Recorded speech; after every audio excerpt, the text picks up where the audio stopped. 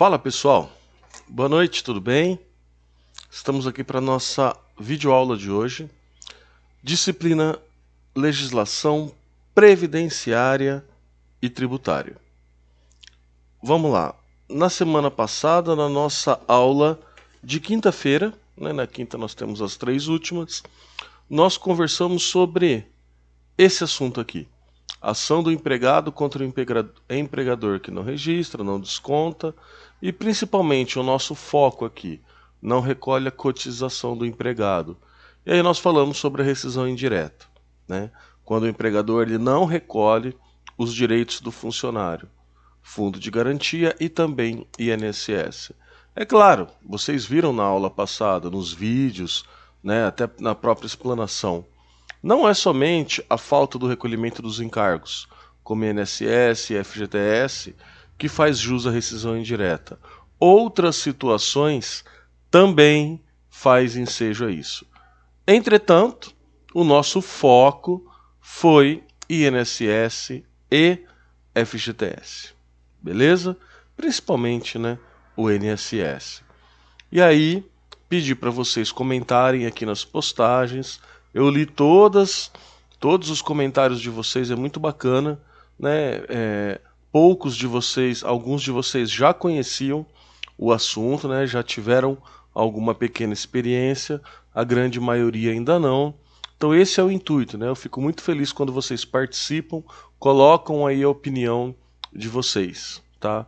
Bem bacana aí o feedback que vocês têm nos dado.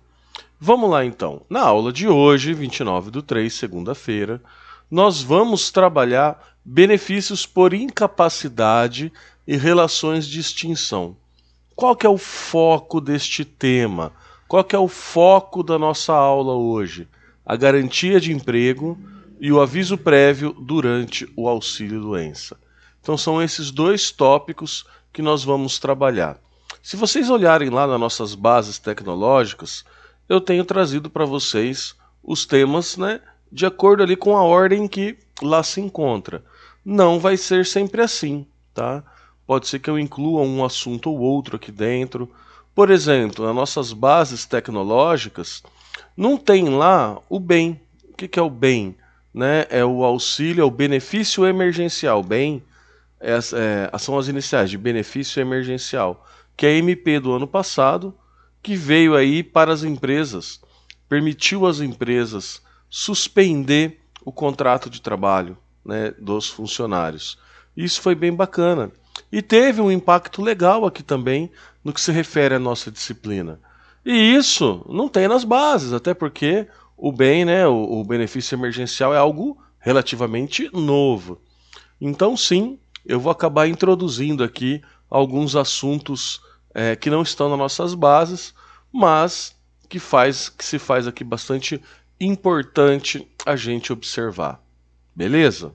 Então, vamos lá para o assunto de hoje. Vamos começar falando sobre garantia de emprego e depois nós vamos para o aviso prévio durante o auxílio-doença. Olha que interessante aqui, a gente já começa falando. A estabilidade provisória do empregado acidentado.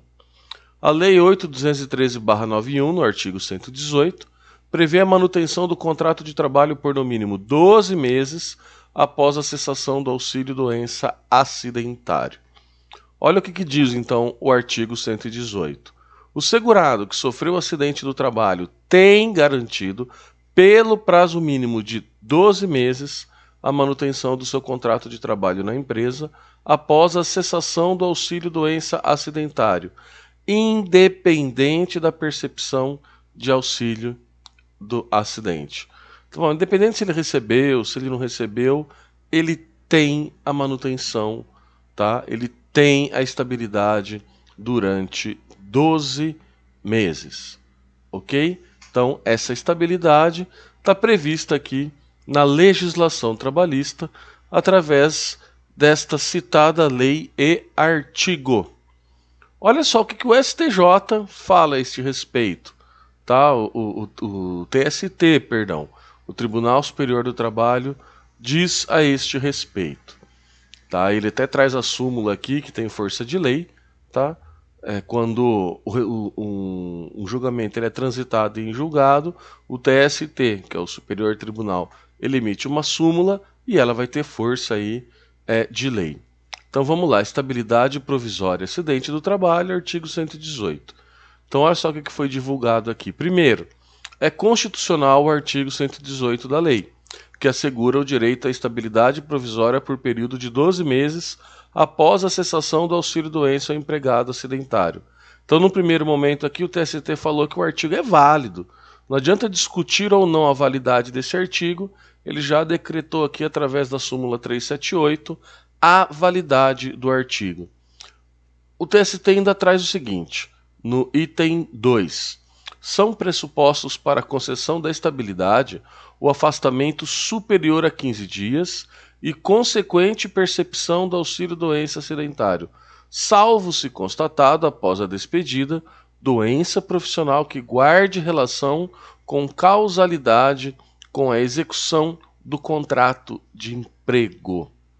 Eu vou ler o terceiro e depois eu vou voltar aqui para a gente comentar um pouco, conversar um pouco sobre esse item 2, tá? Então vamos finalizar a leitura no 3. O empregado submetido a contrato de trabalho por tempo determinado goza de garantia provisória de emprego decorrente de acidente de trabalho previsto no artigo 118 da lei. Tá? Então, mesmo o por tempo determinado, ele também vai gozar aqui da garantia provisória. Mas vamos lá. O que eu quero trazer para vocês aqui é o item 2. Ele fala o seguinte, né? Afastou superior a 15 dias e está recebendo o auxílio-doença aqui do acidentário, que salvou, que ocorreu aqui um acidente, ele já vai fazer jus, tá, ao entendimento da súmula. E olha que interessante. Salvo se constatada após a despedida doença profissional que guarde relação de causalidade com a execução do contrato de emprego. É bem interessante, tá, que as empresas, quando o funcionário ele sofre algum acidente, ela tem uns procedimentos a serem feitos. Vocês estão no segundo RH, segundo módulo. Lá no terceiro RH, no terceiro módulo, nós teremos uma disciplina chamada Qualidade de Vida e Segurança do Trabalho. E quando nós estivermos falando sobre segurança do trabalho, ou eu pego essa matéria, mas tem vários outros professores também que podem pegar essa disciplina, vai passar para vocês aí toda a questão da CAT, uma portaria, que tem que fazer um comunicado do acidente de trabalho para o Ministério do Trabalho. Então, é um processo, é um procedimento legal, é uma exigência do Ministério do Trabalho para que a gente possa ter aqui toda a parte documental, tá, do auxílio acidente. Entretanto, muitas empresas acabam não fazendo, né? E aí o que ocorre? Tá? Isso acaba trazendo prejuízo para o funcionário. Se ele não tem a CAT, o comunicado do acidente do trabalho, olha só, né, a dificuldade. Ele pode ter aqui negado, tá, a concessão aqui do auxílio acidente. Por isso que a portaria CAT ela é muito importante. Só que ele fala também, ó, mesmo se constatada após a saída do funcionário, né, em licença, doença profissional que guarde relação de causalidade com a execução do contrato de emprego. Então, se tiver aqui uma doença que guardou relação com a execução do trabalho, ele também vai fazer direito aqui à estabilidade do emprego, não é só acidente. Então, doenças relacionadas ao trabalho também traz aqui esta estabilidade. É isso que o item 2 está dizendo para nós. Tanto acidente quanto doença que tenha relação com a execução do trabalho do colaborador. Tá? Então, é exatamente isso que eu falei. Ó. Prestem atenção no item 2 da súmula. Para o efeito da estabilidade de 12 meses, não é necessário que o empregado tenha recebido auxílio-doença, desde que comprovada a relação da causalidade entre a doença e a execução do contrato laboral. Isso se justifica em razão de que muitas vezes não é emitido pelo empregador a comunicação do acidente de trabalho, ou seja, o CAT, o que geralmente acontece quando se trata de doença do trabalho ou doença profissional, sem a ocorrência do acidente propriamente dito. com a comissão do acidente de trabalho pela empresa, dificilmente será concedido o benefício de auxílio-doença na modalidade acidentária, o que inviabilizaria a estabilidade do contrato de trabalho após a cessação. Tá? Então, aqui o Ministério do Trabalho, ele coloca que desde que a doença guarde relação com a execução do trabalho, mesmo que não tenha aberta a portaria CAT, a estabilidade estará presente, tá? Então, é bem importante a gente sempre prestar bastante atenção neste item. Tem que abrir a portaria CAT, faz parte de todo o processo, mas isso não vai prejudicar, tá, a estabilidade do funcionário em virtude aí de usufruir, tá, do período de gozo aí do afastamento do trabalho por auxílio doença, sobre o auxílio acidente, tá? Afastamento prévio. Olha só que interessante isso daqui também. É uma perguntinha que nós vamos fazer agora. Se durante o cumprimento do aviso prévio o empregado se afastar por motivo de doença por mais de 15 dias, como proceder? Então, olha só, essa pergunta é o seguinte. O funcionário ele foi desligado da empresa. Ele recebeu o seu comunicado de dispensa, porém ele está cumprindo o aviso prévio.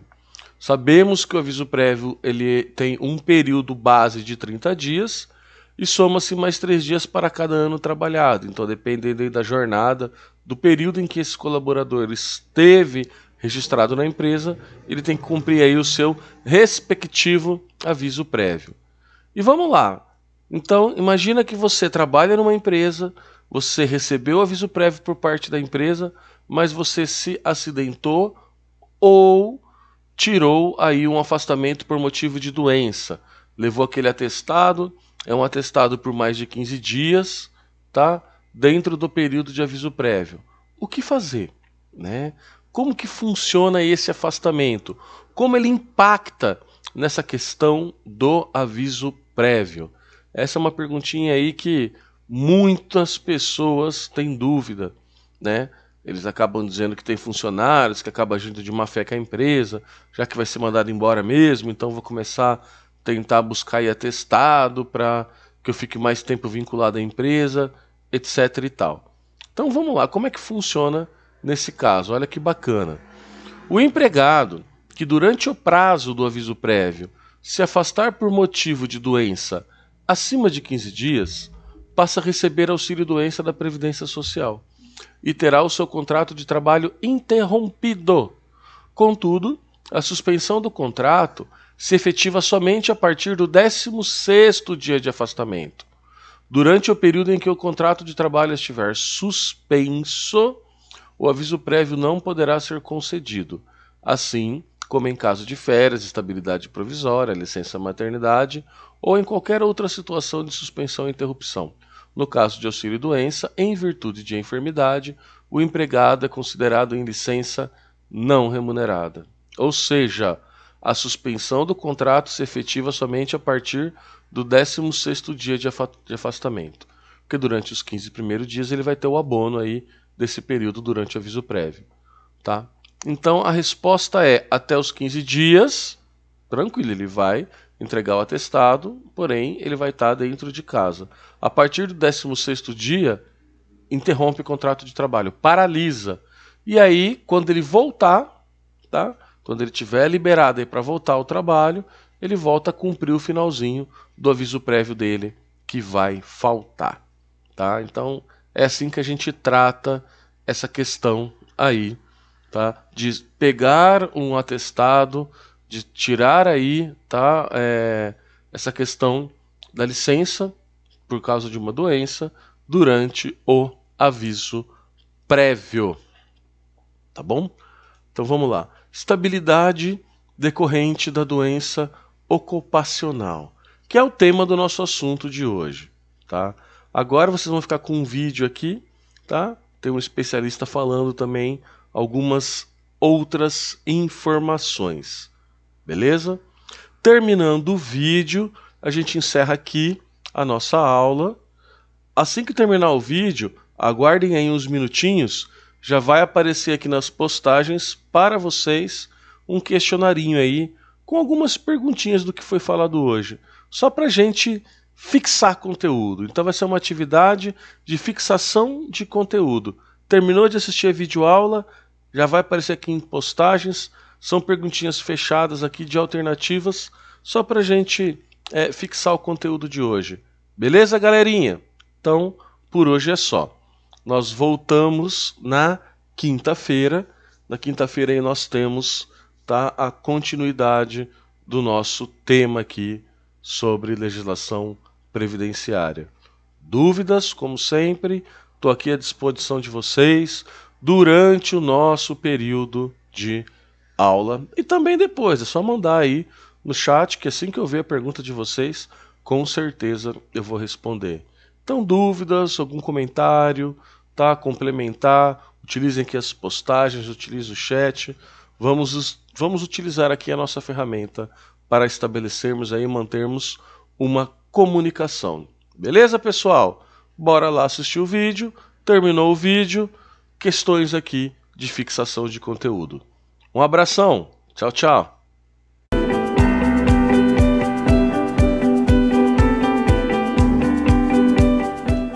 Além da questão indenizatória que a gente explicou até aqui, né, que esse trabalhador vai ter direito a uma indenização por danos morais e materiais decorrente dessa perda de capacidade, existem outras coisas, outros direitos decorrentes dessa doença ocupacional.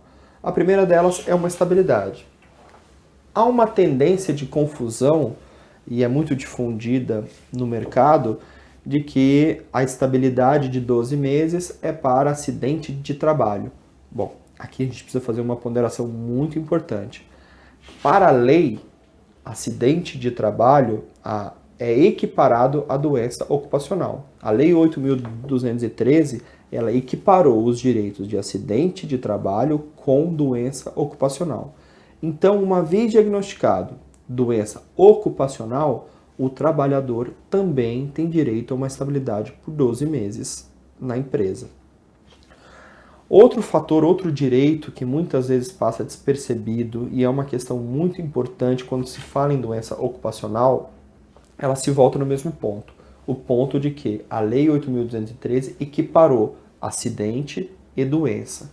A partir do momento que ela equiparou, a gente tem que salientar o seguinte: quando esse trabalhador, porventura, sair com auxílio doença ou auxílio doença profissional ou auxílio doença acidentário, a empresa responsável por essa doença tem que continuar contribuindo com o seu fundo de garantia por tempo de trabalho, o que é diferente de uma doença comum que não tem a ligação com a empresa. Quando um trabalhador se afasta através de um benefício previdenciário que não tem a ligação direta com uma doença ocupacional ou com um acidente de trabalho, a empresa não é responsável por continuar depositando o fundo de garantia. Ou seja, o trabalhador que ficar afastado durante 5 anos, por exemplo, de uma empresa recebendo auxílio-doença que não tenha ligação com acidente ou com doença ocupacional, ele não vai ter direito ao recolhimento de fundo de garantia. A empresa, neste período em que ele esteja gozando do benefício previdenciário, não vai depositar mensalmente o depósito de fundo de garantia, sendo que este período vai estar excluído do fundo de garantia dele. Ele não vai receber esse benefício. Diferente seria se nesses 5 anos ele estivesse afastado decorrente de uma doença ocupacional. Vamos ter um exemplo aqui muito mais claro e muito mais didático. Vamos imaginar que esse trabalhador tenha uma doença ocupacional, novamente a LER, ou a tendinite, mais conhecida. E ele se afasta com doença ocupacional, que o INSS verifica que realmente ele tem uma doença ocupacional. Neste período que ele estiver afastado durante os mesmos 5 anos, a empresa, por ser causadora do dano e do afastamento, ela se torna obrigada a recolher o fundo de garantia. Sobre esse tema especificamente do fundo de garantia e sobre as questões prescricionais e tudo mais, a gente convida a assistir os vídeos específicos aqui no nosso site Saber a Lei que nós temos sobre esse assunto. A gente te convida para assistir os outros vídeos sobre essa série de doença ocupacional. Havendo qualquer dúvida, a gente se coloca à disposição, só responder, perguntar aqui abaixo, nos links abaixo, sobre dúvidas ou sugestões sobre novos vídeos. E também já convidamos você a participar do nosso canal do YouTube, para que você receba a informação de novos vídeos, e também no nosso site saberalei.com.br. Te agradeço e até um próximo vídeo.